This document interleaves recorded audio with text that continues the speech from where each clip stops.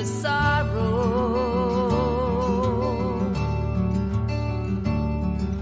Say hello to the sorrow.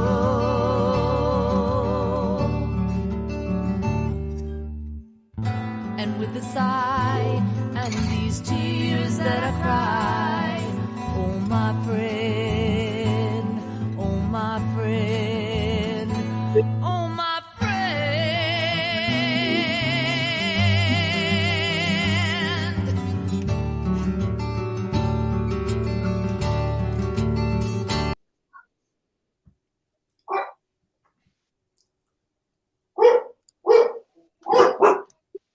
Hello, everyone. Good evening.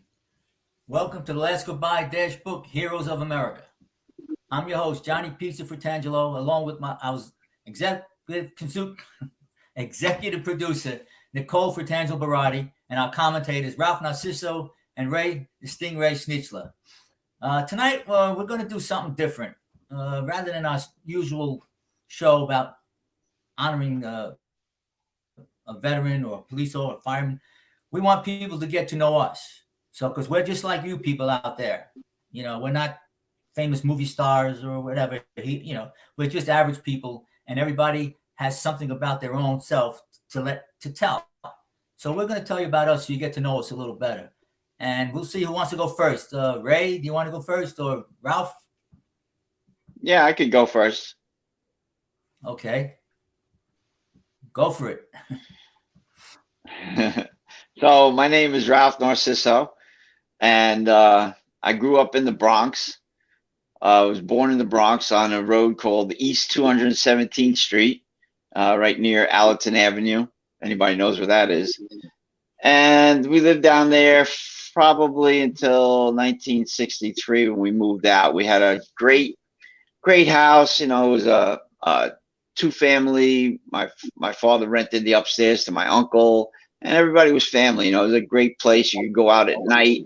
You could be on the street at night playing stickball, whatever. I was a little bit young for stickball at that time, but my brother would do it. We'd ride out bikes. You'd be out all night. You could go down the street to the corner candy store 9 o'clock at night and feel safe. The adults could stay inside drinking coffee or whatever, anisette, and the kids are all out on the street.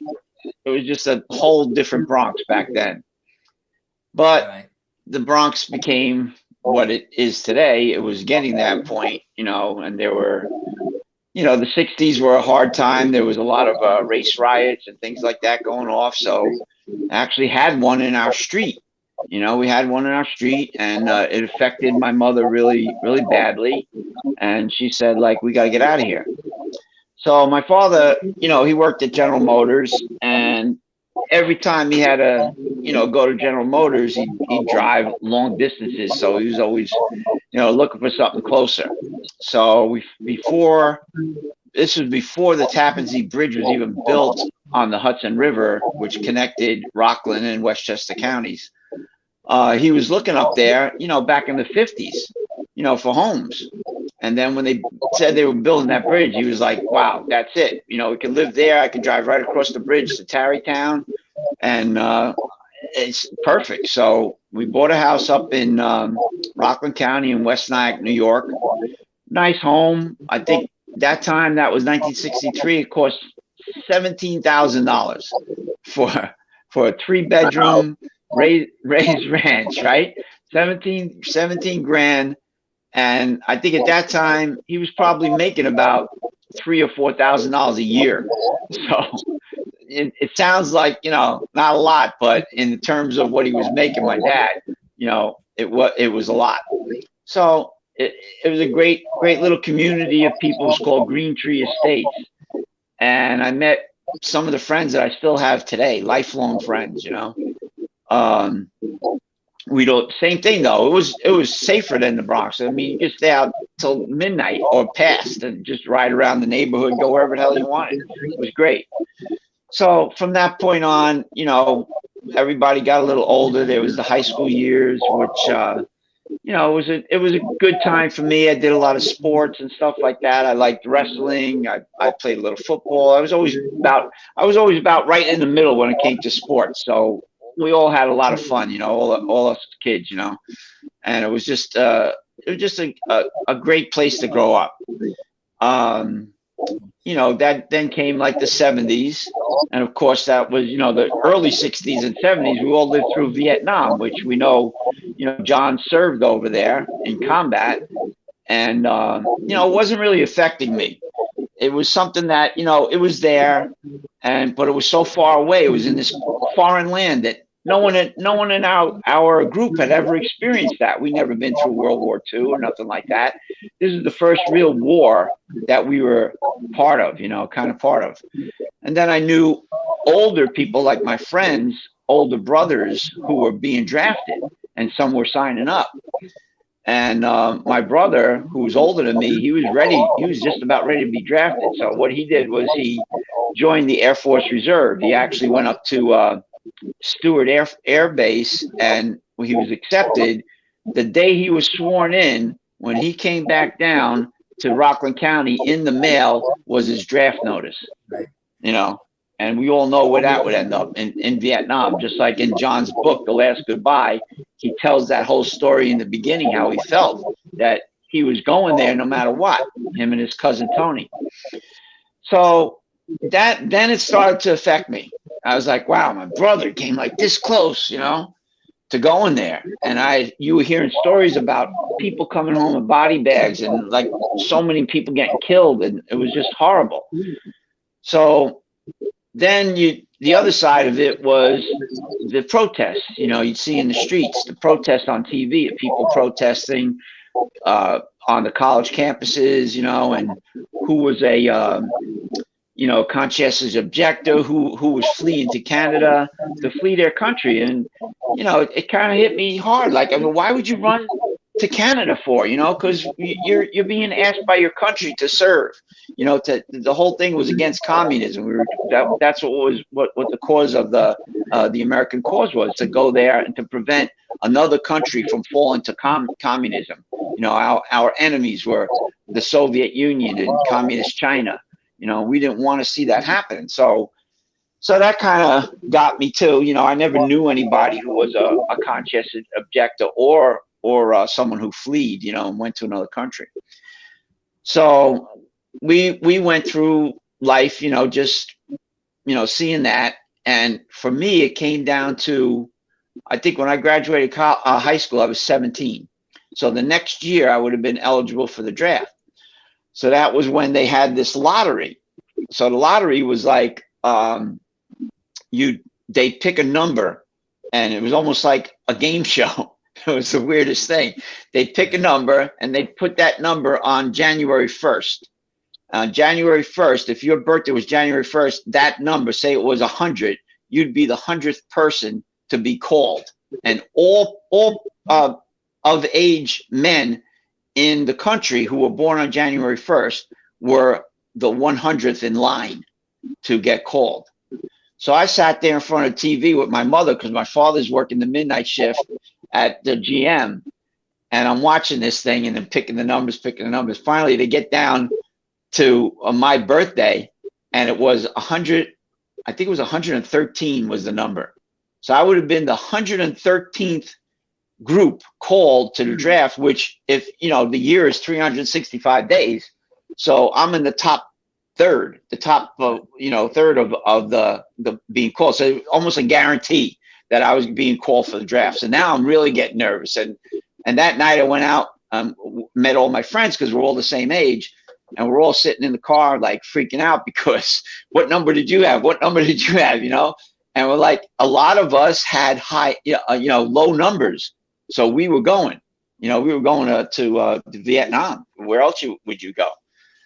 And that was 1971. So I was 17. But in 1972, under Richard Nixon, that's when they started the peace talks, and they eliminated the lottery. So I was like, wow, I came that close. And that's why today I have such feeling for people and compassion for people who actually had to go, like John and his cousin and so many others that went there and had to go and fought that horrible war. It was just, the way it hit me home during that time was like immense. And so it kind of like molded me into who I am today. I cannot be a person who does not respect a armed services personnel. I just can't, because what people do, what they sacrifice, and some of them had to. When you think about a draft, it's like your country saying, hey, come on, you're going. You know, there's no choice here. It's not like you have a choice. Everybody who turned 16 had to go to the post office and fill out a selective service card. That was it. You know, you fill it out and we're taking you, whether you can walk crooked or not. They didn't care. So that was a big deal. So then we went through, it was a good, after that happened, I think a lot of people in the country kind of they were happier, but they also got, to people like me, people who were patriots, who felt for these people, felt like they weren't being respected. And we know what happened when the men who came back from Vietnam, how they were disrespected, calling them all kinds of names and shit. It was just not right. So throughout the 70s, that was a good time for me because, I didn't have to go to Vietnam. I was out of high school, went to college, and it was really a party time for me. We just partied a lot, there was no lying about it. And that's when so then in 1978, I met my ex-wife, who I had studied graphic arts in college. So I was doing this artwork over in Yonkers. I met her there and she was from Yonkers. And, after a whirlwind romance, which was stupid when I think back on it, we rushed ourselves. We got married and eventually had my daughter, Lynn, was first. And then I had, later on, we had my son, Jonathan. Jonathan, when Jonathan was born, he was a good kid. He was a good baby. He was quiet. Nothing was wrong with him. Up till about age 2.5, we never saw anything strange with him. He was a happy kid, everything. But then the language didn't come. His language didn't develop like other young kids did. They usually say a mama and small sentences and stuff by that time. And his just wasn't there. Then he developed like a lot of they would do hand flapping and the stuff where they look around and not know where they are, and like bright lights would affect him, noises would affect him, big crowds. So we brought him to just a regular doctor because everybody went just to a regular medical doctor at that time. And he was going like, I think he has autism, but I'm not sure. You have to get him evaluated. So we went to Westchester Medical Center over in Valhalla, which is in Westchester County, New York. And we got them evaluated, and they were, it was all new to me. I had never even heard of autism. I didn't know what it was. So when you talk about autism, you talk about a spectrum. So think about a gas gauge. A gas gauge goes from E to F. So you could have a quarter tank, you could have half a tank, you have 3/4 of a tank, you have full tank. He was about a half a tank. That's what they said. He's right in the middle of this autism spectrum. And I'm like, what the hell is that? It still doesn't mean anything to me. But what it means is that his ability to learn like a quote unquote normal kid is about halfway. So he's luckier than being a quarter tank, which would make it real difficult for him to learn, but he's not as lucky as if he had a 3/4 of a tank. So from then on, we knew that this is going to be hard educating him. And we tried to enroll him in regular school, and they wouldn't take him. They said he has to go to a special program. So the special program at that time they were doing pilot programs, and what the city of Yonkers didn't have one of their own. So they would purchase with, they'd buy a program in another school, and that school happened to be in Pocantico Hills, which is also in Westchester County and in Tarrytown, right near Tarrytown. So just to roll back a little bit, when I got married with my wife, my first wife, I was working in Yonkers in this graphic arts place, but she had a father that was also in Tarrytown. He worked in the body shop, and he got her in to work there. So I was like, I want to get in, you know. So I called my father, who also worked in Tarrytown, and he pulled a few strings and got somebody to get me an interview. And at that time, the interviews were, we were just starting to build a car called the X car, which was the Chevy Citation. I forget what they called the Pontiac and all that, but we had a couple of them, and in General Motors in Tarrytown. And I got hired, to work on the assembly line. So working on the assembly line was kind of hard because you can't really get a lot of breaks. If they have somebody to give you a break, if you have an emergency, you can do it. It's fine. But other than that, they tell you to stay there. So luckily, at that time, I was still married, and if there was any issues with my son at school, she would have to go pick him up because he would have a lot of anxiety and a lot of acting out and violence towards other kids. You know, he'd hit them and stuff like that. So that worked for a while until we finally ended up in divorce. Got divorced in 1992. And then we all moved as a family up to Dutchess County, where I live now. And that was harder for me in a way because now I had Jonathan by myself. My ex-wife was helping out. There's no doubt she was helping out. She was watching him while I went to work and all that. But then as he progressed and went through school, being that he was so close to Tarrytown, when there was an issue, you know, they called me. And luckily, at that time, I had gotten the apprenticeship in GM. I became an apprentice pipe fitter, which is also what John is. And luckily, I was able to work under him because he taught me so much. And I'll never forget how good they were to me, that it would be like they get a call in personnel. Oh, you got to get Ralph Narciso because his kid, he's got to go pick up his kid at school. They can't keep him there no more. And, you know, maintenance, being a maintenance, they would just say, go, just like that. What other employer would do that? You know, how many employers would be willing to just drop you and say, yeah, you could go because your son's acting out and we don't need you. You know, we'll do without you. So I'll never forget the way they helped me, and they were so willing to help me. And it even got worse as it grew on because, you know, in GM they had 2 shifts all the time, and they had 3 shifts for maintenance. But the two shifts ended the second shift for production. They went to just 1 shift, and now we were like, oh, we have to start at 6 a.m. You know, I have to be there at 6 a.m. And I was like, I can't do that with my son. The school bus doesn't even come till like 6, you know, to pick him up. So they went and made me the only person who started on a 7 o'clock shift. I was the only person in the whole plant in maintenance that could start at 7 o'clock so that I could be there for my son and help him. And you know, those things just I just keep remembering them.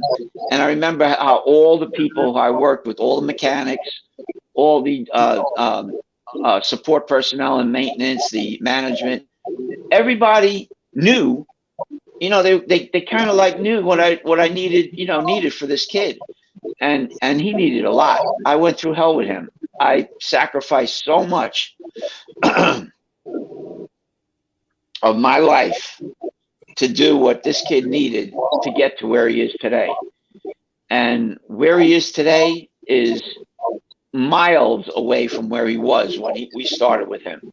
And I say we because so many people are involved in, when they say takes a village, man, it takes a country to raise a kid like him.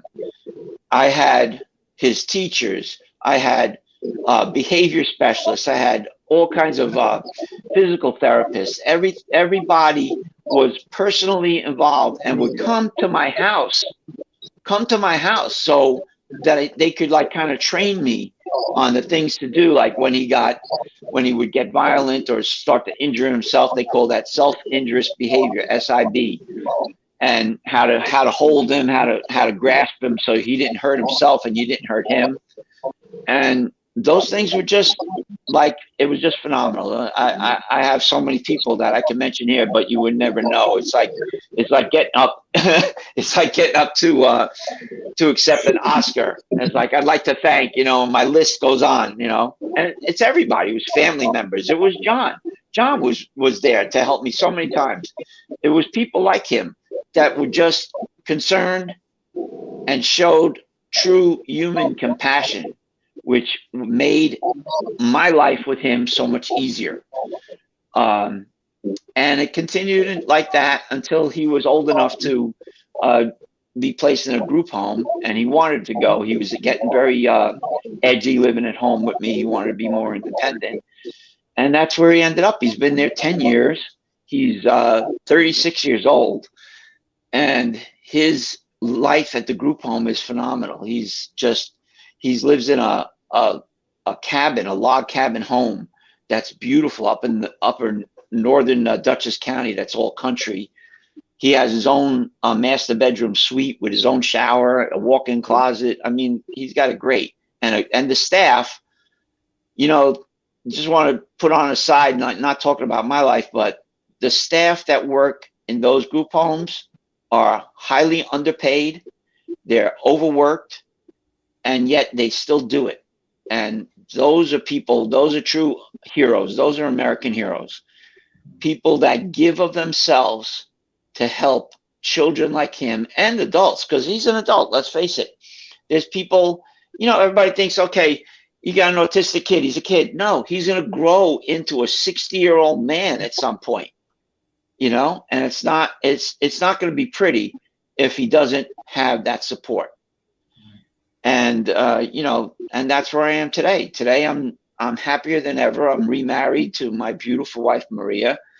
We just celebrated our 8th anniversary. We've been together 16 or 17 years. I don't know. She'll yell at me if I don't remember. but yeah, it's and I thank so many people. There was a special time with John, who's our host here. I was, just barely making it because I had to support. So that was when Lynn, who was living with my ex-wife, came to live with me. And so I'm helping her, supporting Jonathan. They're all living together. And my car just died. I had nothing. I don't even have enough money to rent a car. So John gives me his, what was that? What Cadillac was that, John? I don't know. You remember it? You don't remember that? You remember doing it though, right? The green one? The green one. The green one, right? The green full-size Cadillac, probably what it was like a 1972 or 74 or something. It was huge. Like a boat. Monster. There was a boat, yeah. But it got me through. It got me through. And that's who you are, John, and how we could see when we read your book, The Last Goodbye, what you did in that battlefield for your fellow soldiers. You got them through.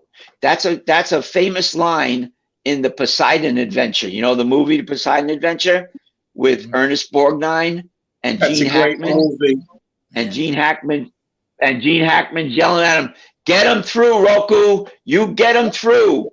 Yep. That is the making of a true man. Somebody, my cousin John, who I really thank. Thank you for everything. Thank you. And that's my story.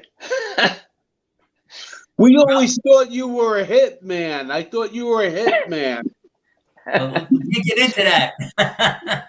All right. Not a hit man, but something like that. You're such a great guy, Ralph. I'm not just saying that because you're on the air. Yeah. I mean, that had to be. He is. He is. Believe me, he is. I mean, a lot it was a yeah. Ralph, I just want to make a comment. A lot of people, especially in today's society, would have walked away. Like the younger generation would have said, you know what, an autistic kid, they just would have given up, or whatever. but there's very few that would stick it out. And you're old school. You know, it's the younger people that watch a show should idolize a man like Ralph because he gave all to his kid. And that's what we're supposed to do. We're supposed to give all to our kids, our wives, you know, our family. That's all I got to say. That's it. That's all I got to say. Yeah. Yeah. A lot of people, a lot of kids back in that day and even earlier were just being institutionalized. You know, there was no hope for them. They'd be thrown in a room in a corner and just rot, you know? Right. Because they didn't really know as much as they do today and how to deal with those situations. You're right. You're definitely right about that. I had to educate myself. I had to read books. I had to go to the library. There was no computer, no internet. I had to go to the library. I got all these books out about autism. I had to educate myself. What is it? I don't know what it is. And then, you know, that's how I learned about it. And I'll never forget after he was evaluated by a team of psychiatrists and psychologists, and they sat there and they were saying, well, here's your options. Here's what you could do. And I turned to them and I said, well, you guys are the professionals. You tell me what to do. And this woman stood up and she looked me right in the eye and she said, no. She said, you are his advocate. You make the decision on what to do for him. And from that point on, that word, advocate, was the way I carried myself, to always be there. I've been to every meeting that he's ever had. I haven't missed one since he was 4 years old. Wow. To where you meet and you discuss, you know, his education plan. They called it the IEP. And now as an adult, they call it something else. I forget it, but I'm always there.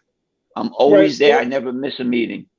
What is your, as a father, you know, going through that, what would you say was your proudest moment of his accomplishments? Well, we just had a real proud one lately. I put it on Facebook where him and his the other residents that work with him, and they have other residents from different houses, they do community work. You know, they go bring meals for the not for the homeless, Meals on Wheels. Some homeless people get that too, yeah. And they do other volunteer work. They just help out. He goes to churches and cleans the pews and stuff like that. He does all kinds of stuff. So Subaru Share the Love, which you've probably seen the commercial on TV, they have a program where they honor people that have done stuff like that in the community. And he was honored just recently. He went to the Subaru dealership. They gave a check to his agency, Greystone Services, that runs the group homes.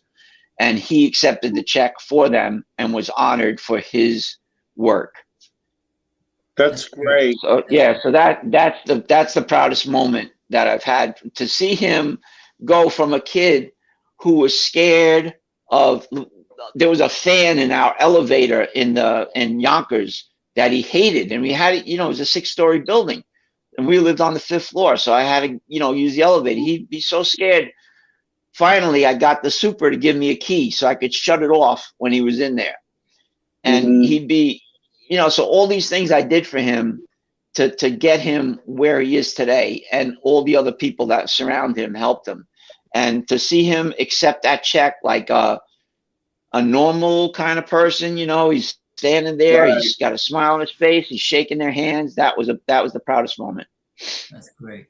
Well, you deserve it, Ralph. I believe I was with Ralph all those years while he was doing all of this, and I tell you, this man sacrificed every minute of every day for his son. And God bless Jonathan. I mean, really, Ralph. I mean, it takes thank you. It takes a lot to do what you did. You know, and like Ralph, I just thought of another quick question. What advice would you give to a parent that's going through this? Like, you know, like don't give up, or like what would you say to them? Yeah, it's hard to give it to, I could give the advice, like to say, be their advocate for sure, be there 100%, and know, and get yourself educated about it so that you could ask the correct questions in his treatment, and to be there, because you know, someone might guide you down one road which might not be right for your kid. So you have to know, you got to know what's going on, and just be his advocate, just be there for him, and don't be afraid, because so many kids who are even worse than him, like say they're on the E, or they only got a quarter tank, you know, they could still be helped. You know, it's early intervention with autistic kids is the biggest thing, is Right. get the stuff in there early when they're young. Yeah, that's a fantastic story, Ralphie. Yep.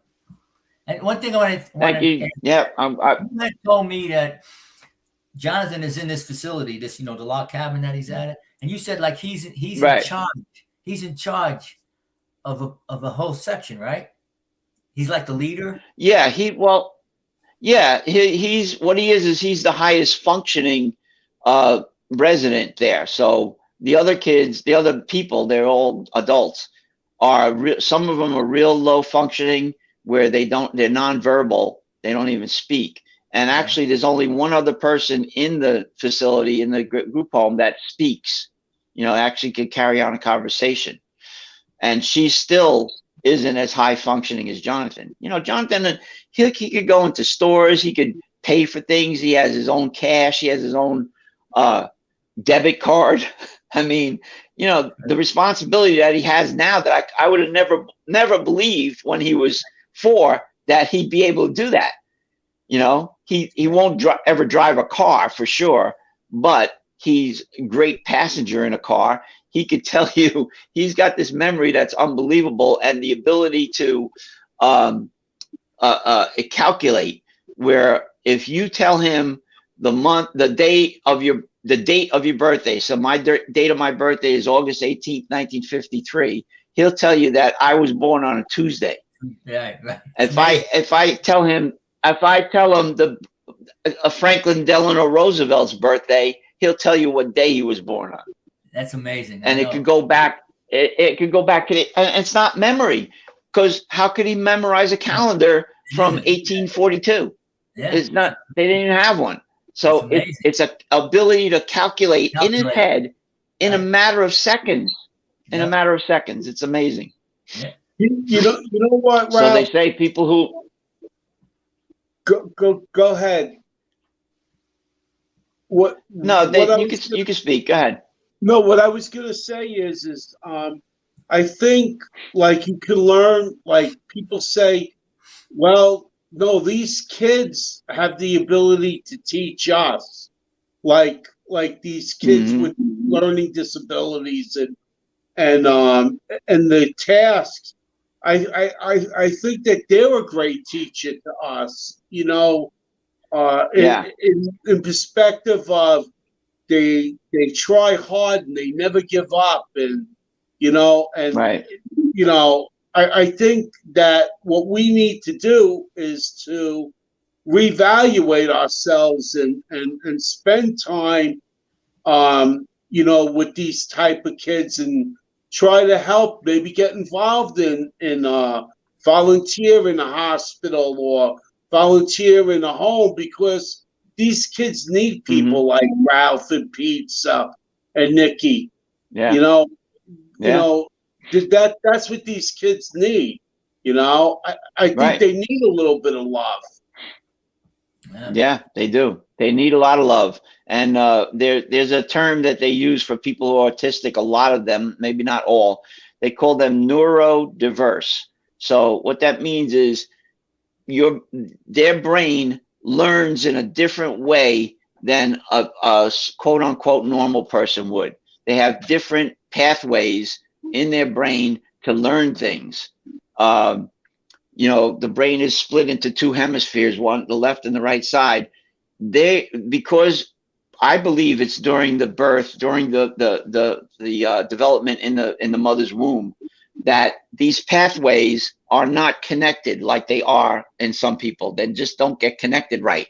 So they get connected different ways. So let's say if you're going down Route 9 or something, or the thruway, and all of a sudden a road comes up and you got to make a right there, to get off. Well, his brain, he has to make the left because that's the way he's going to learn. His brain is connected that way. So they call that neurodiverse. It's a good term to remember for people who are facing a kid who's born with autism. They can learn. And a lot of kids today are born with a mild case of autism. So they'll go to regular school and they'll just start flunking out. It's like, oh, they don't learn nothing. Well, that's because they're not using the right way of teaching these kids. And that's why they have special ed classes. They have special education teachers that know how to teach them the same thing they'll teach another 5-year-old, but in a different way. Different way, right. Yeah, we used to sponsor a kid with a disability with the city of New York. They hire these kids, and they all have disabilities. And so we used to sponsor him. He was a bowler, and he scored a perfect game, believe it or not. And so we thought like the world of that. We're like, we got to do something. So we put a party together for him. And that was like the greatest thing to him, that, he was showing off his gold medal that he won, for first place. And I think that's, that's the lesson here, on the, that he's the one that we should be focusing on, not ourselves, but he's teaching us that, yeah, he has a disability, but he can go and bowl a perfect game, which is unbelievable, when you think about it. But again, he's showing us look what I could do. And then, he was giving us some pointers on, how we could bowl better or whatever, and I think that's what we need to do a little bit more of. All right. That's great. Anyway, Ralph, thanks for sharing that. I mean, I think you enlightened a lot of people, about that particular. I hope so. Great, Ralph. Thank you. Ray, you got. Thank you. How about you? No, I want the princess. She's sitting there patient. Oh, yeah. Okay. My little granddaughter. Yeah. Little mini pizza. What do you got to say, baby? I just wanted to say that I really love the Last Goodbye book, and I just love how it's all about my papa, who fought in the war, and it's all about what he did to help us, and he'll always be there for us, and he'll always love us, and he'll always forgive us no matter what. Oh, thanks. Yeah. Love you, baby.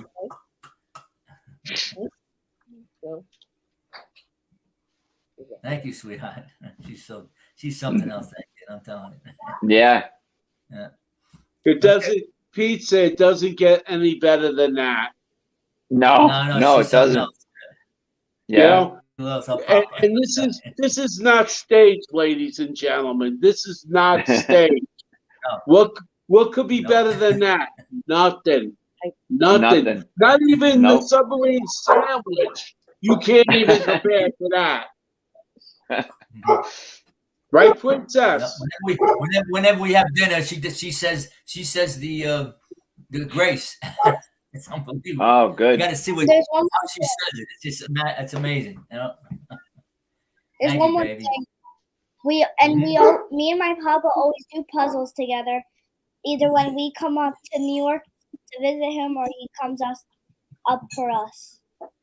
Yeah, you got to see her. Yep, she's an ace. Hey, I hear you got a new dog. What's it? Tell us about your new dog. Well, we got a new puppy, and her name is Sadie, and she's a little nipper, and she's a very special puppy. But she is sometimes a pain in the butt, and she likes to run a lot. Well, she's What? a puppy. Why is she a pain? Why is she a pain in the butt? She chews slippers and chews everything she sees. Uh-oh. Did she chew any of your shoes or sneakers yet? She sometimes chews slippers and chews my toys. Uh-oh. Not good. Does she like treats? What do you give her? We give her Bones treats. Okay. And she makes Papa proud. Oh Great. yeah. Yep. God bless her. Great kid. She is a good kid. You want Ray? You want to go, or Nikki? You want to go? Let Nikki go, because what could be better than Little Pizza and Mama Pizza? Okay. All right, I'll keep it short so you can go, Ray. Well, as everybody knows, or the people who are watching, I am the daughter of John. He's the author of The Last Goodbye. I was born in the Bronx and I was raised in New City. I was one of the few kids who had probably, well, I'm sure other people do, but I can say that I had two awesome parents growing up, my father and my mother. Growing up, when you're a kid, my dad always did the traditions with the Christmas lights, and we were in the newspaper and on TV, and people used to come to our house, walk in our lawn just to see the Christmas lights. So I was always proud. I was always proud of my parents. They raised me with lots of love and affection. Going through, obviously, your teenage years, you get messed up a little bit, but they were always there for me. And getting older, I wasn't, as a younger kid, I always looked up to my dad, but we were never close. But I can honestly say that I have never been more close with my father than I am now. I mean, I don't go a day without talking to him. I look to him for advice. This whole crew, all four of us, I mean, I've never been more proud to call all you guys my family. They'll be the first ones to give the shirt off your back. And I'm just honored, and I love all of you. So after I grew up in New City, and eventually about 10 years ago, I moved to Pennsylvania, which I'm not going to lie, I actually really want to go back to New York, only because I miss being close with my family. I wish I could just go there on a weekend and just have dinner and then, but now that I have Gianna more than ever, and she looks up to my father and my mother, and I have two wonderful step parents, which is rare because they're the best too. My stepmom, Judy, my stepfather, Cy. I mean, I'm really honored to have them also in my life. That they're always there for me now more than ever, because about 8 years ago, I got diagnosed with lupus. And it's been really difficult because when I moved here, I don't have anybody. And then when I had Gianna, it was even harder because I was on my own. I mean, I had my husband, but he was working, but just the day-to-day things, the getting up, the taking her to daycare, the going to work, the cleaning of the house, cooking dinner, everything. I'm a very independent person. So it took a lot just to get out of bed from the pain. The pain was so severe that it would actually go to my tongue and just throb. So it's been very difficult with the lupus. But like I said, I'm independent, and if it wasn't for Gianna, she's the one that gets me up in the morning. I get up and I have to decide where did the pain go to today, because it always switches. It's either one day it's in my leg, or one day it's in my arm, or it's in all the places, and sometimes you can't even move without the prednisone. But you become strong, and I got up and I would drive her to daycare, to the point where there was times where I would force myself to walk her inside limping. And,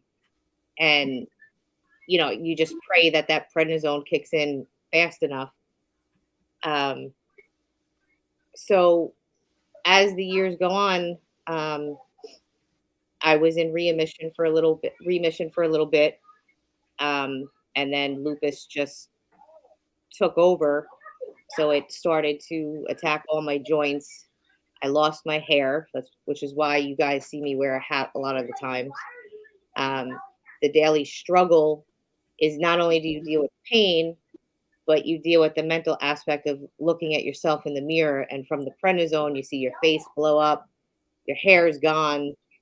You're just, you know, I can't do certain things with her that normal moms would do, like run out in the backyard or go bike riding or, you know, sit out in the sun for hours and build a sandcastle because I can't be out in the sun. So there's a lot of things that, you know, hit home, but she's very understanding. She always says, Mommy, we can always do other things. And we do. So now it was just about a couple weeks ago where I got my third biopsy for my kidney, and the lupus is now attacking both of my kidneys. So once again, my prednisone increased. I am on 3 autoimmune suppressant drugs right now, which is why I can't get sick.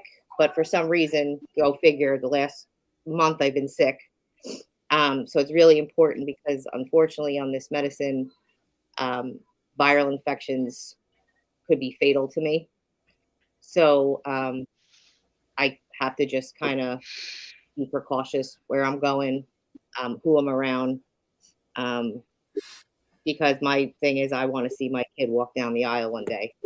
And I'm going to beat it. I know it's temporary. My hair is going to grow back and I'll get off the prednisone, but it's just a daily struggle because you try not to be a victim with it.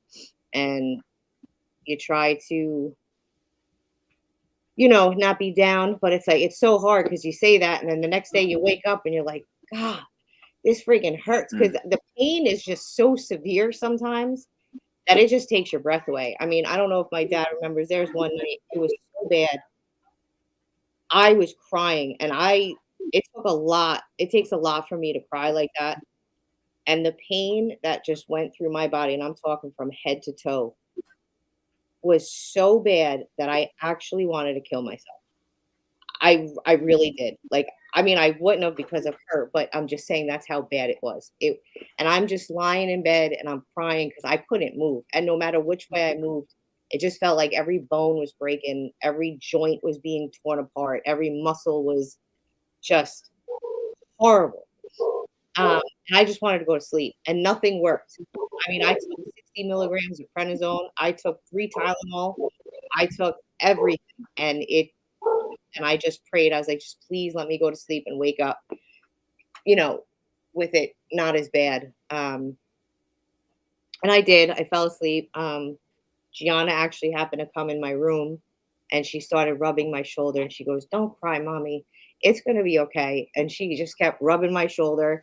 And I just was trying to hold back all the tears, but it was just so hard because the pain with lupus, people don't understand. Unless you have it, you will never know what the pain is. And sometimes it kind of pisses me off when people compare it to certain things like arthritis or, you know, a back pain or a sprained ankle. And you have no clue. Like, I would rather a knee filled with arthritis than the severe pain that goes through your body when you have lupus. I mean, the swelling, the eyes that get red, you know, it's just every day is something new. So now the biggest battle is making sure that my kidneys don't progress. Because right now they're not 30% is not functioning right. I'm not filtering. It's pretty much scarring up both of my kidneys. So it's pretty aggressive from what the doctors told me. And hopefully that this medicine, he said the next 6 months is going to be brutal. And hopefully we could stop it from progressing. It won't ever heal, but at least we could stop the progression from going to dialysis or, God forbid, you know, needing a transplant. And I gotta say, like, I'm very lucky to have, like you said, people. I mean, my mom moved here, so she's been just, helping me. I mean, even if it's just a little thing of doing my dishwasher, or, folding my clothes for me. Not that I can't do it, but it just helps after work because I work 9 hours and then I picking her up from school. I'm doing her homework. I'm making dinner, putting her to bed. It's a big help. So my mom, I really don't know what I would do without her. I really don't. She's just my best friend. My dad and Judy, I don't know what I would do without them. I mean, just talking to them and them being there. I mean, when they came up to be with me for my biopsy, and Judy just, I mean, I didn't want them to leave. It's like one of those things where you feel like you're on vacation and you just want to lay back and be lazy to be like, okay, they could do everything.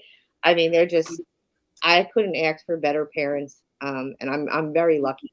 I'm very lucky to have them in my life, and I need them. And I'm never been more proud of them. Especially my dad with his book, again, with that, as far as The Last Goodbye, I told you me and my dad are close, but I never knew until I read that book. And then you start thinking about when you're a kid, like, oh, wow, maybe that's why one day he was so quiet, or was he doing this for that? You start thinking all these things, and I've never been more proud of him. And I will tell that to everybody. My dad is my hero. He's the best man I could have with everything. Like, he'll give you the shirt off his back. He'll be there for you. He's just he is. He's my hero, and I'm very proud of him. Nikki, I think there's one word that could describe people like you, John, things I did, Ray. It's called selfless. When you are selfless, you do things for others without regard to yourself. Yep. And that's the big thing here. With the shows about heroes, like you said, he's your hero. You're Gianna's hero. You're your mother's hero. Your mother is your hero. Everybody involved. There's stories. You could be here for hours telling us stories. You can go on and on. Yeah. So that's it. Selfless. Yep. Yeah. And I mean, and like I said, if it wasn't for Gianna, I mean, like I said, I was always independent. So I just, the doctors always say, Nikki, you have to rest. You have to know when your body's, there is no rest for me.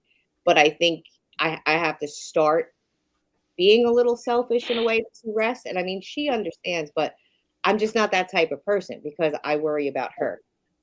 I got to get her homework done. She's my number one. And so she's what you're trying to say is that she's your inspiration. She's my inspiration. She gets me. Yes, in what way, to tell the audience? How does she inspire you? She's just my kid. I love her. She's my angel. And if I don't get up, I'm not gonna wilt and have lupus take me over. And I just let me tell you something about Gianna. When me and Judy went up there, when Nikki had her kidney biopsy, Judy drove her to school, and I went with Joey, her husband, to take her to the hospital. And we told Gianna that we would pick her up early from school, about 12 or 12:30. And when the time came, 12:30 came, went and gone, Gianna went into the principal and said, something is wrong. My papa and my daddy was supposed to come pick me up to go see my mother, and they're not here. So something is wrong. So that principal had to call us up to tell her that Gianna was so concerned that so we had to go get her, to bring her to the hospital. I mean, she's just unbelievable. Unbelievable. It's amazing. Yeah. Yeah, she really is. I mean, on it, what my father was saying before, she's not in Sunday school. Um, a lot of the things that she's learned about God, either I spoke to her about, or she actually will pick up the Bible and she will read it. And Mm. the prayers that she says, like people will look at me, did you tell her this? And the truth is, I don't. She just Mm. comes out with these prayers that like a pastor would read it. It's insane. She really is like a one of a kind. She sounds like she's gifted with love and that she brings joy. I know I get excited when she comes on the show all the time. Like, this is America's next hero. She is a hero in her own way. Mhm. She is. You hear what you Oh, talking yeah. about? Yeah. But like I said, like I don't know if I'm just strong minded or like I said, it's just her. But when the lupus really affected my joints, I remember walking into one of the rheumatologist's office and I could barely walk. And they were going to put me in a wheelchair. And she's like, you need help? And I said, no, because I didn't want to do it. I was like, I'm going to take this. And it's like every step you take, it's like, oh, why am I torturing myself? Maybe I should just sit in a wheelchair. But it's like, you gotta, I think about her and I'm like, I gotta keep going. I gotta keep doing it. I'm gonna fight it. If she sees me strong, she'll grow up strong. And she will see that she Mhm. can't, things will get you down, but you got to get back up. And that's what I'm trying to show her, that no matter how bad things are, always wipe your what you see clear and have a clear vision and just get back up and keep going, because eventually it will get better, and that's how you become strong and a fighter. And I don't want her to see me lay down and just give in. Yeah. Mhm. Yeah. God Great. bless her. Yeah. That's great, Nick. It is. Yeah. Lupus is terrible. I never heard of it before until I was diagnosed, and I was perfectly healthy. So that's what was just weird about the whole thing. I didn't get diagnosed until after my C-section, which shocked all my doctors. And then now you just Mm. hear about it all the time. It's actually more common than most people think. But God, is it awful? It is Mm. awful. The way it affects your body, it's like I said, it's like every day you're like, where is it going to hit me today? Like, Yeah. just want to, wake up and just be like, God, I just want to know what it's like to feel normal, even if it's just for 1 hour, Mm. just 1 hour of just feel like I don't Mm. remember what it's like to be normal, and that's the sad part, Yeah. Nick, That's tough. Nikki, what advice would you give to somebody who's just recently, diagnosed with what you have? What would you tell them? Go to your doctors. It's no joke. It does get serious if it's doesn't take care of. Look, everybody with lupus is different. That's the thing. Lupus doesn't affect any one person the same. So what I have and what medicine I'm on may not work for that other person. Everything is all trial and error with lupus, and that's what's weird. It's not like you could just pop a Tylenol and feel better. So it's like, get those blood tests done. Talk to your doctors. Try the medicine. Some medicines, like I was on a medicine called methotrexate, and it didn't work. Like not that it didn't work, but I had a reaction to it. So it's like we have to stop that. Now, a lot of medicines, what happens with lupus is a lot of medicines actually take 6 weeks to actually start working. So you don't see any effects until like 6 weeks later. So there goes another 2 months of you waiting to try to get some relief of something. And all it is, I've been on prednisone for 8 years. And my lowest dose was 5 milligrams. My highest dose was, I think, like almost 80 or 65 or something like that. I can't get off this shit for the life of me. But I would tell them, it's just all try and error. Don't give up. Keep, what one medicine didn't work doesn't mean another one's not. I did infusions for 2 years where I had to sit and get an infusion for 2 hours once a month, which was working for my joints. And I'm actually still on it. That's the one that I do once a week. It's a self-injectable one. But I have to continue that for my joints. And then now the CellCept, they put me on for the kidneys, and then I'm also on the hydrochloroquine. So everybody's different. It's just don't give up, and get all the tests, and you're not alone. There's other people out there, and I know what you're going through, and just keep fighting. Great advice, Nick. That's it. Thanks. Love you, baby. Love you too, Dad. All right, your turn, buddy. Oh, what? Wake him up. What? Ralph, What? wake him up. Oh, You're closer to him. Give him a nudge. I don't have nothing. I don't want to talk about myself, because, all right, it all started in Queens. I grew up in Queens. I want to join the circus. Circus turned me down, and that's pretty much my life, Yeah. Everybody asks me, "Oh, Ray, you always worked in the kitchen. You were good in the kitchen." I go, "No, I didn't want to be in the kitchen. I wanted to be at the circus, and be a clown." I got turned down for clown school. So, but anyway, to start off, I want to say happy birthday to my sister Louise. Happy birthday to Judy for time. I can't even say it. Say it in the Italian way, John. Fratangelo. That's what I was gonna say. Happy birthday to the two. So what do you want me to tell you guys? You want me to lie to you or tell you the truth, or a little lie and a little truth, or I'm on the spot. We tell the truth on this show. We don't want no doubt.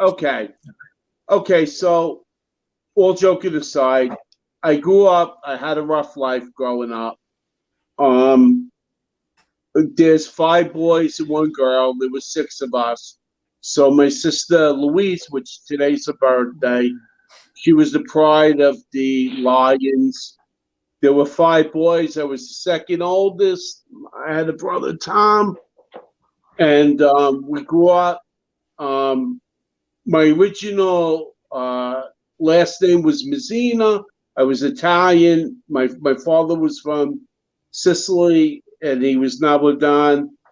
My parents got divorced, and my father had passed, and basically my mom had got remarried, and that didn't work out too good.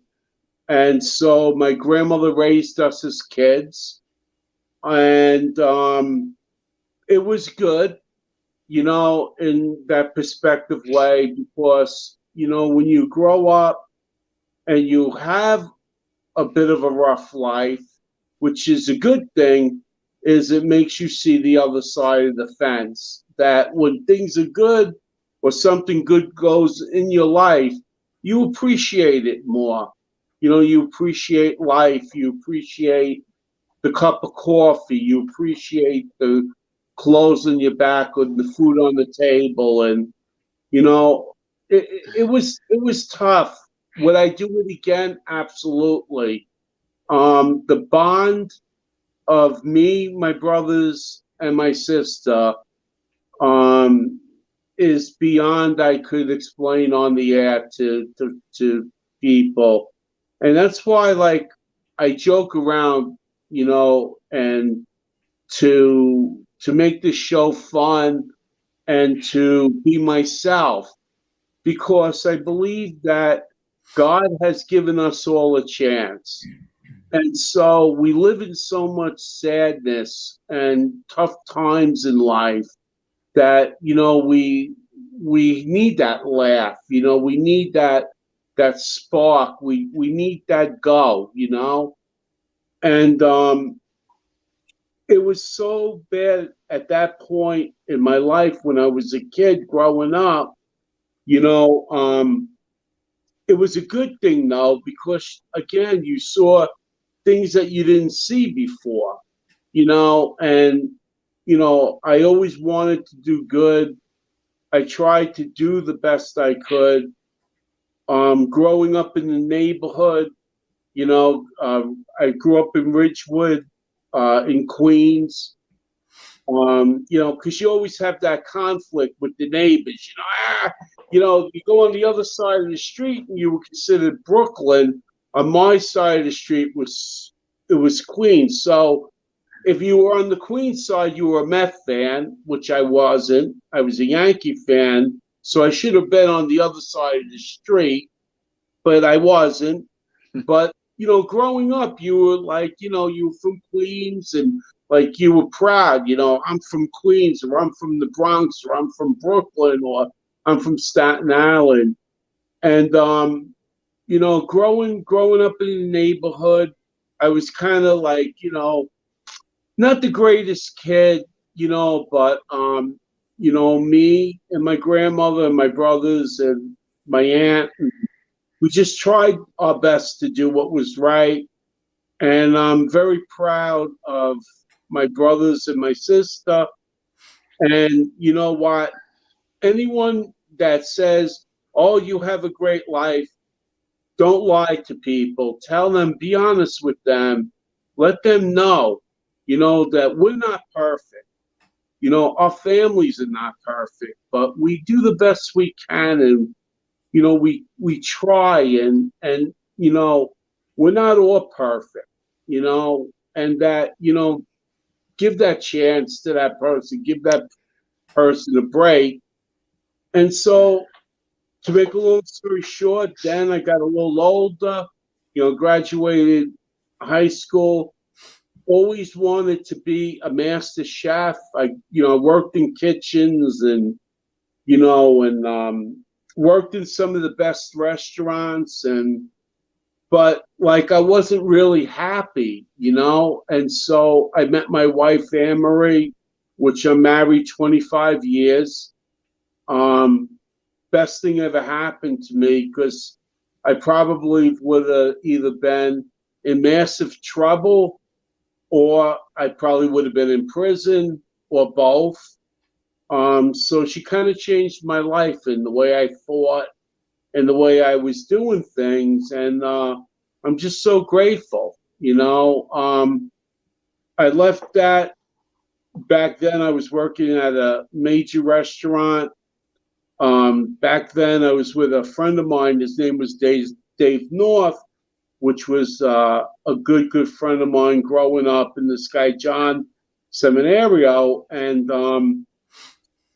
those guys were my best two friends, and they're like, "Ray, you really got to think, if you're going to get married, you got to have benefits and a good job." So I took tests, and I got called, by the city of New York, and I served 20 years with the city of New York. I don't want to make it sound like it was a sentence in prison.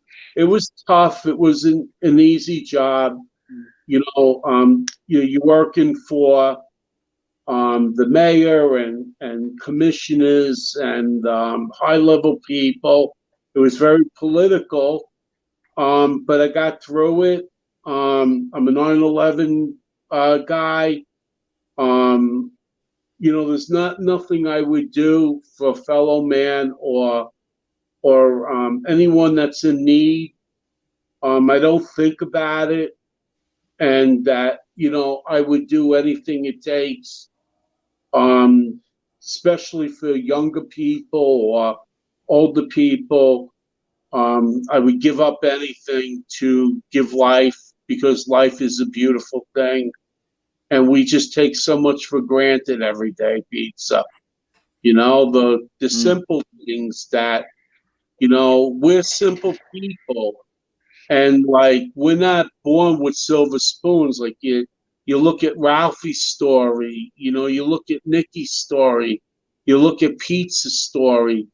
You know, we're all the same, ladies and gentlemen. We're just all the same. It's just that some of us have different stages of whatever, but we find a way to get through it, you know?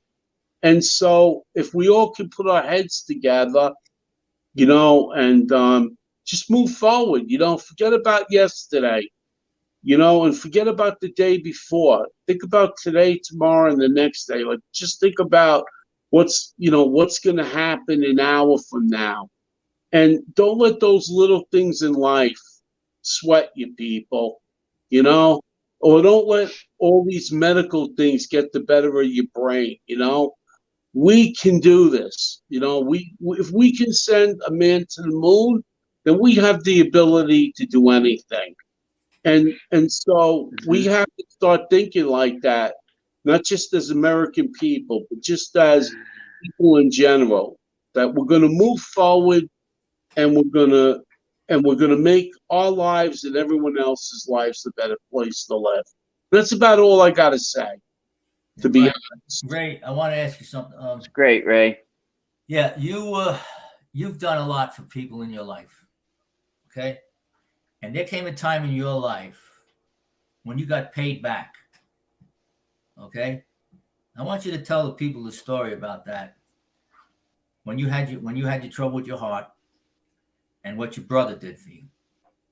Well, you know, that's a hard thing, you know. Again, you know, how I'm grateful for family and my wife.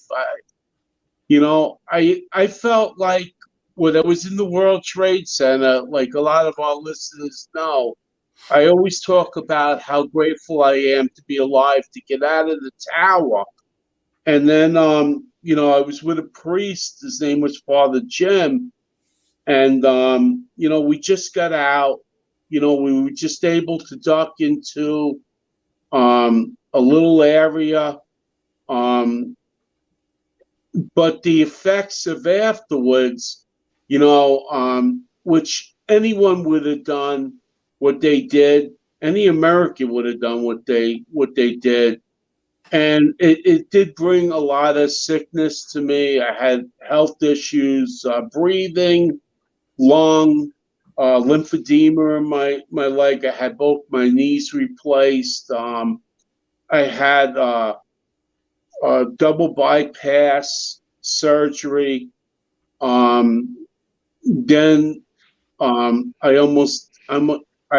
did die on the operating table. And I saw myself leave my body. And, you know, I went to a place that I tell people it was a party. Like everybody was having a grand old time, and, you know, family, friends, and then people I'd never even knew were like, you know, you're welcome, but whatever you do, don't step on the other side of the room. And my brother, which had passed, my brother had a massive heart attack. We used to call him Binky.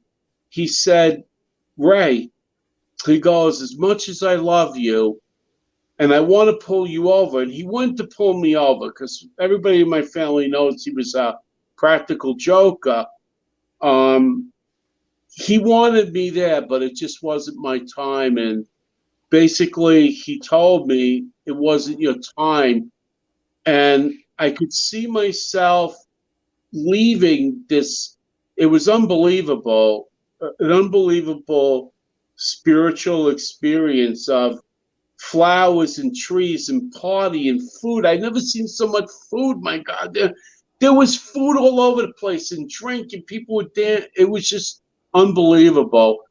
And he said, as much as we want you to be at this party, it's time to go home. And I could see myself coming back into my body. I felt a zap, and I woke up, and then 2 weeks later, a month later, in January, I was misdiagnosed with medication in the hospital, and there's like a lot of logistics and everything. But anyway, I went into a diabetic shock and almost died again.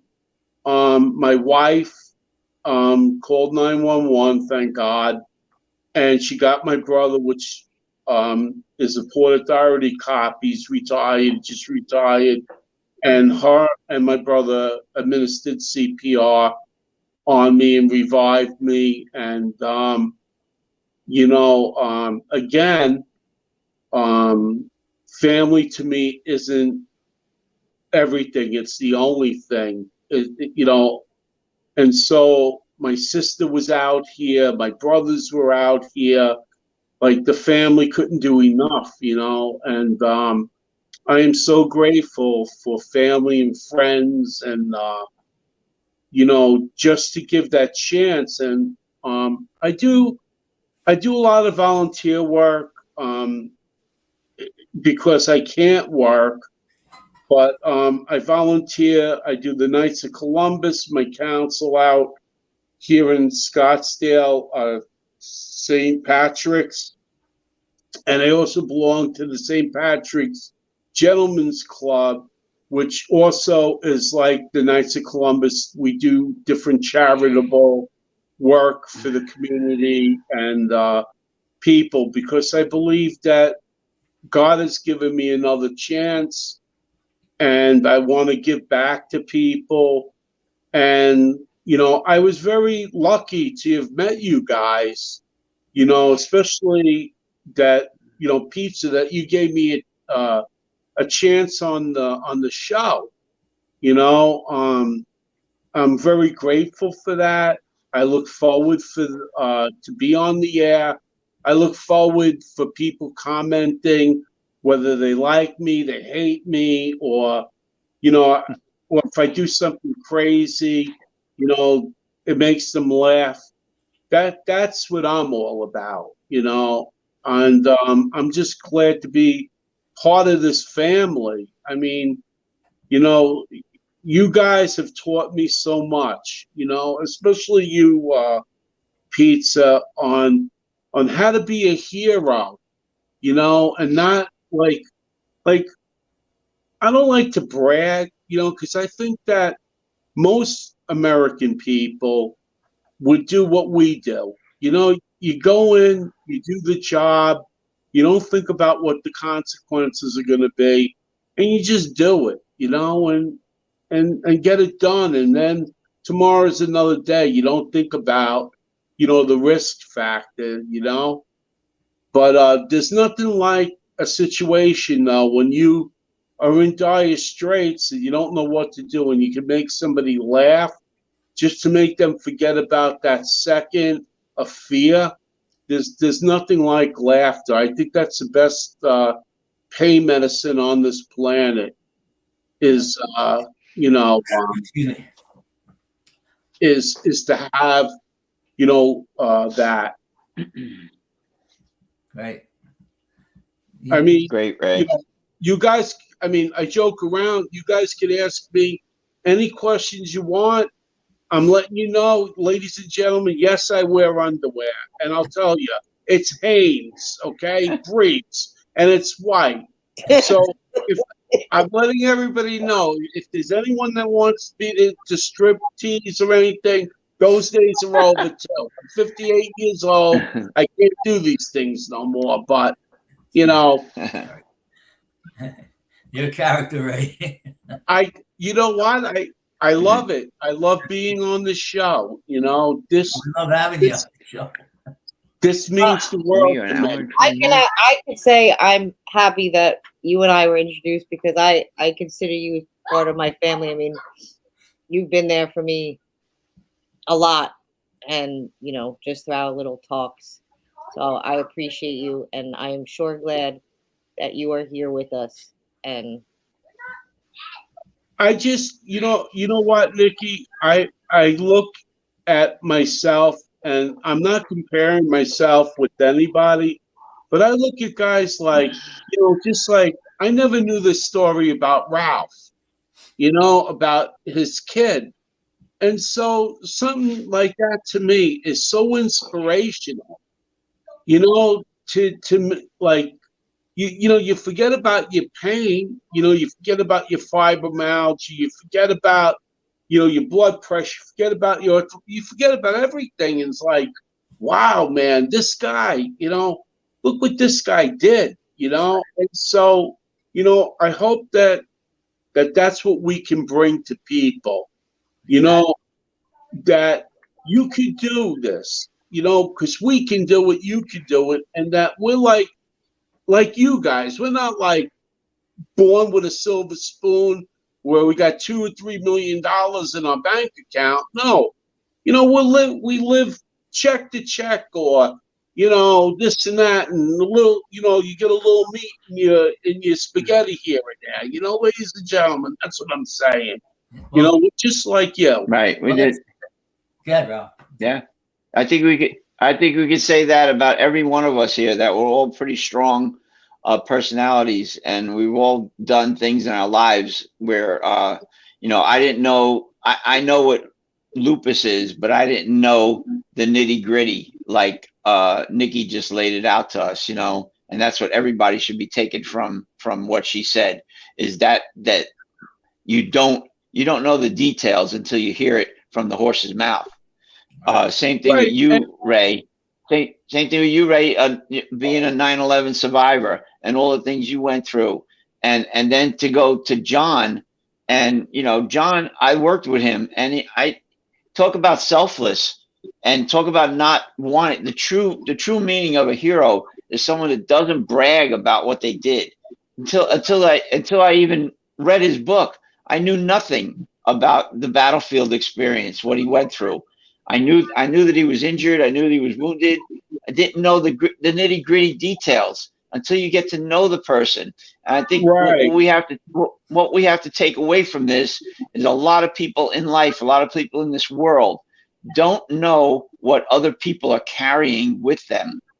And Right. and for a lot of people want to accuse before walking a mile in that person's shoes. That's what we should take away from this show.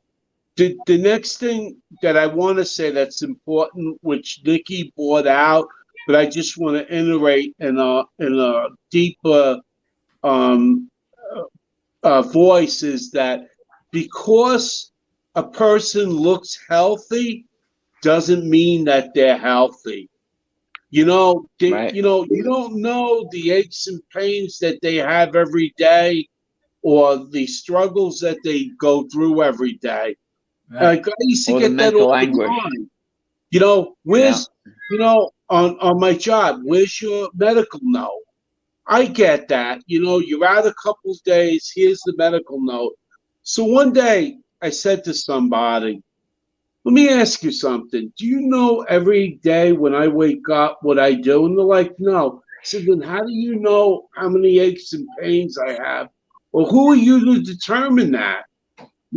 And so Right. that's why I'm not judgmental.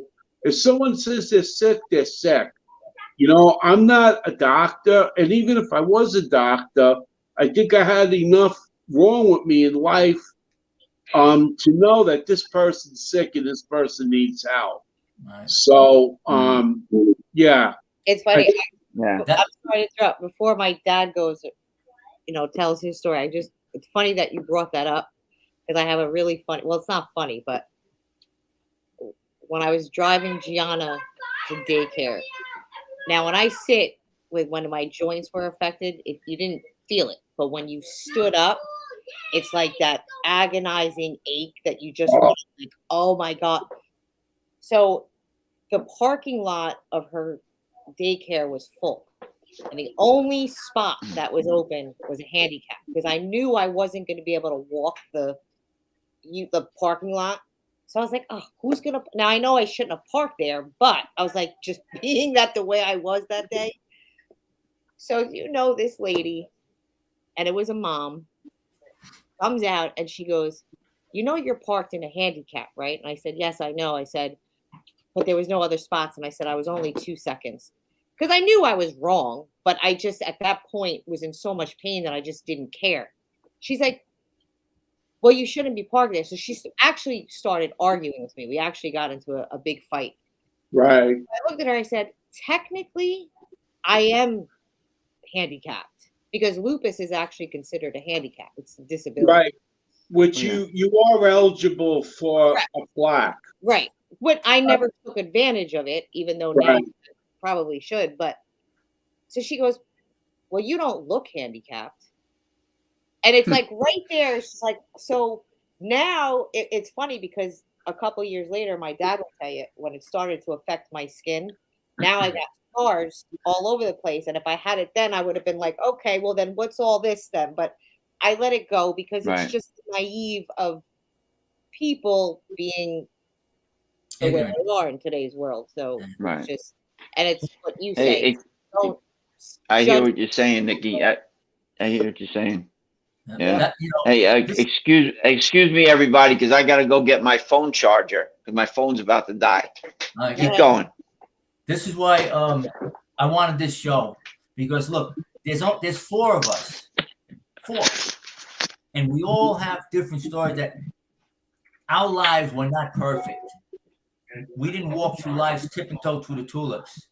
So if we had 100 people on this show right now, every single one of them would have something in their life that was not walking through the tulips.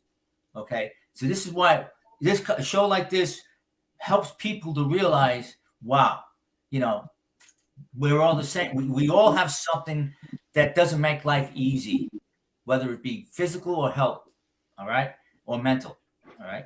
So, like when I see people and I say to myself, you know, I'm hurting today, I'm this and that, whatever, and I think of guys I've seen or women I've seen with no legs, one arm, you know, blind, you know, crippled, and I say to myself, my God, I think I have it bad. Look at this point. How does a guy or a woman with no arms get through a day where they have to have somebody clean them, somebody feed them? You know what I mean? And if you can't have no legs, you can't drive, you can't walk, you know, unless you have a car to use your hands. But it's just to have a disability like that is, I give those people such credit. And I see them in like Olympic events. They have their own Olympic event. I said, how do these people do this? I mean, these people are amazing. You know what I mean? I said, I can never do that. You know what I'm saying? So that's why I'm glad we had this show tonight to make people aware that there's so many of us out there that have stories to tell that haven't had it easy. You know what I mean? So this is good. I think we did a good thing tonight. I don't think I'm going to have time to talk because it's kind of, we've been on an hour and a half already, Nick. You know, maybe sometime in the future I'll have my say. Well, I feel bad now that I took everybody's time. No, you didn't. No, that's what we wanted. Don't worry about it. Don't worry about it. So this will be another show, you know. So next Well, time, I still, if anyone could get me in the circus out there, I'm still interested. You know, I mean, I'm trying to learn how to bake now, but that's another story. But if I could get in the circus, maybe as a little side gig, you know, maybe. But otherwise, I don't know. I think I'll just stick here, pizza. that's it. I'd rather have you stay here, right? Yeah, we rather you stay here. But What did I miss here? What I miss? I think one of the questions that would be appropriate for what we are talking about is with your book, because just like Ralph said, growing up, I didn't know the details until I read your book, which was 2018 when it came out. That was the first time I knew of anything, and I was like, holy crap, like I didn't know any of that, and I grew up with him. So being that you've seen all that pain and hurt and suffering and aftermath and the PTSD, and everything that comes along with it. Can you tell everybody like one of the reasons or two, whatever reasons, what inspired you to write The Last Goodbye? Oh yeah, well, the thing that's had nothing to do with me, you know. No, I know. Well, that's what I'm saying. That's what I want you to tell everybody. It's not about you.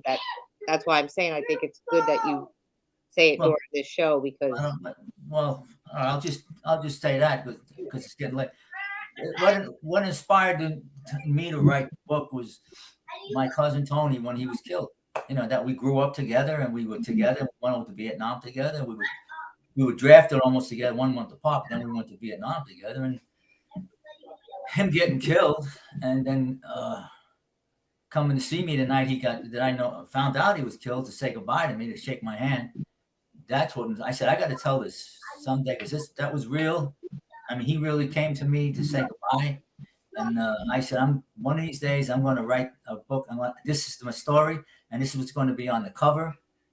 The scene that he came to the barracks to shake my hand and just didn't even speak to me, then just shook my hand, smiled, and just turned around, walked out the door. And I said, this has got to be told, you know, and he's got to be remembered. My friends got to be remembered, you know, and that's why I wanted to write the book. You know, I definitely think we should pick that up maybe on our next show. You know. Oh yeah. Yeah. Yeah, I agree because John and your story, John, is the glue that brings us all together.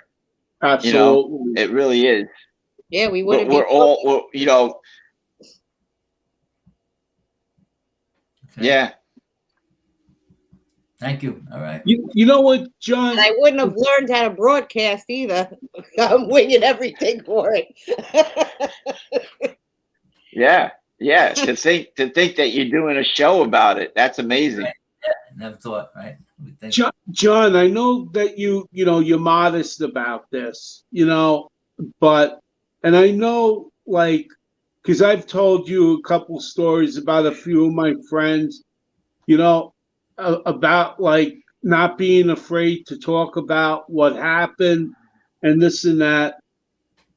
I want to ask you, you know, because like sometimes a vet will listen to a vet where, like, I might say, you know, to a friend of mine, you got to get out of this shell type of thing, you know, and he'll be like, yeah, well, you know, you really don't know, you know, what I saw or what happened, you know.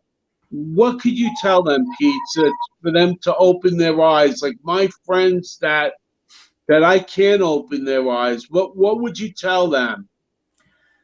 Well, I would tell them to sit down with another veteran who's been through combat, who's been through these kind of visions that they saw, you know, and experiences, and talk to them one-on-one, and try to get a little bit out of them, just to get them going. You know, like I said, you went, you know, when you open up a can, you pour it out a little at a time. You know, you don't open up the top and pour the whole thing down. You just open it up a little at a time. So that's how it should work. It's like, you know, start them out with a drip, you know, and then after a while it'll flow.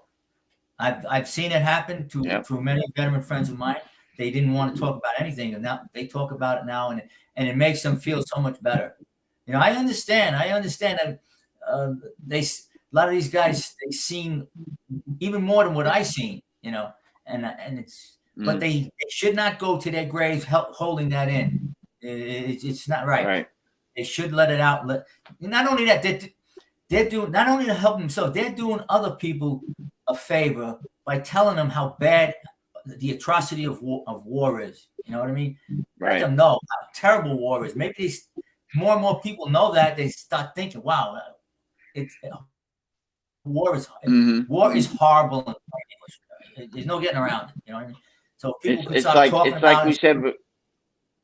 Yeah, it's like we said before, John, that like you don't know what it's like until you actually talk to somebody who's experienced it. You know, we didn't know what Nikki like blew me away with all the nitty gritty of the stuff that she's going through. You hear all the time about autoimmune diseases and stuff. Yeah, sure. You don't know what it's like until you experience it. Same thing with you.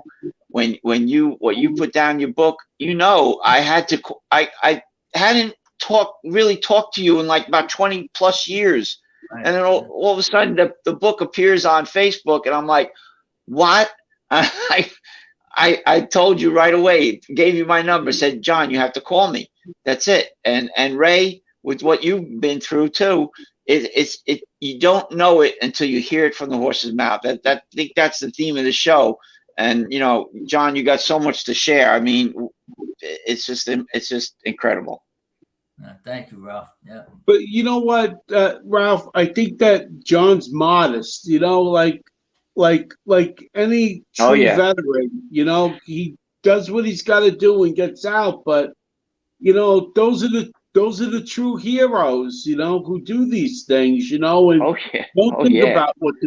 don't think what the consequences are going to be until the next day. And then you start talking, to each other, and you're like, oh, Jesus, that was a close call, but you don't think about it then, No.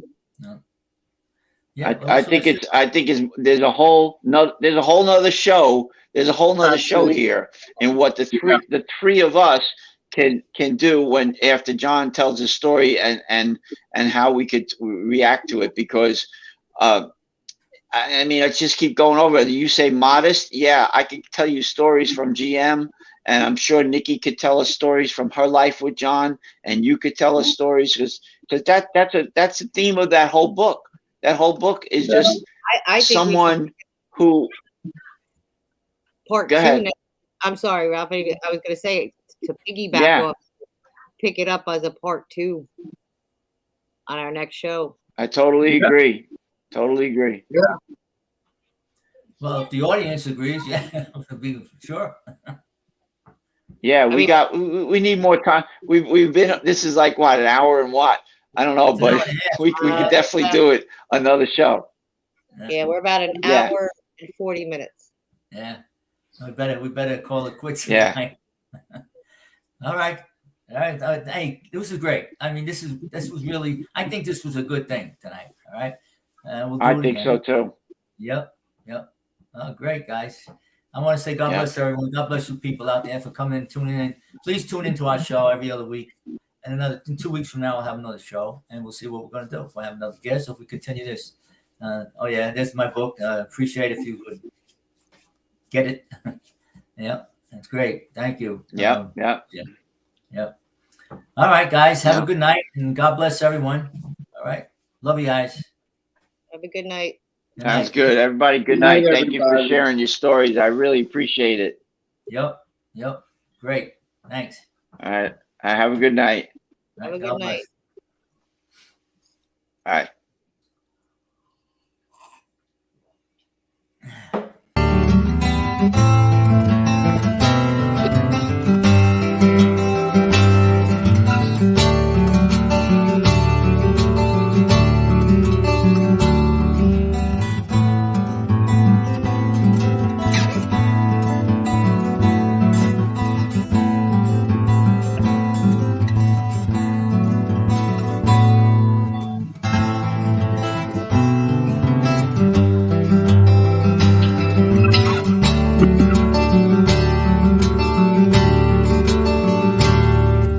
Say goodbye for the last time. You must say goodbye for the last time.